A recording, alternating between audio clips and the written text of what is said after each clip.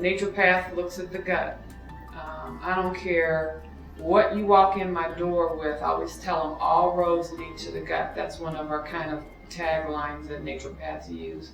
So if they're coming with heart issues, which I don't work with necessarily, but if they're whatever they're coming in the door with, I want to know how are they digesting. Because more than likely, I'm dealing with someone that has gas, bloating, rumbling of the stomach, pain, mucousy bowel movements, those kinds of things, and those are all indicators. The thing I also tell people is I want your body's language to be your first language.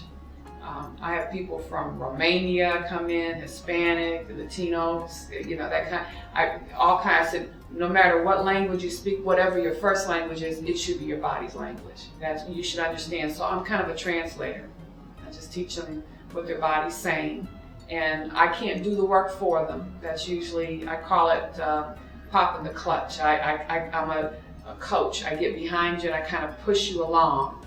And when you get to a certain point and that clutch pops and that your body's engine is starting on its own and it's starting to feel better, I don't have to do so much talking because that person understands that starting point that we started with, they began to get results, so they're ready to move on to the next level.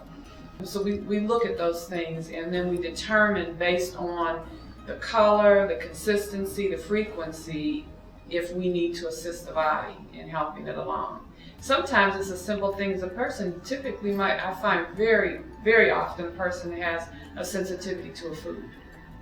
And that's holding up the process. The body's like, what's this going on here? I don't know what that is, so it pushes it over here or just doesn't deal with it and may deal with other things, or it clogs up, like when your mail doesn't come in and you don't sort it, everything kind of piles up. It's kind of like that. So learning to find out what the sensitivities of the body are, what they're sensitive to, whether it's airborne, food, sometimes it's both. Sometimes you can eat a food and you're allergic to some kind of tree pollen or nut or something, and you have an acute reaction, typically itching.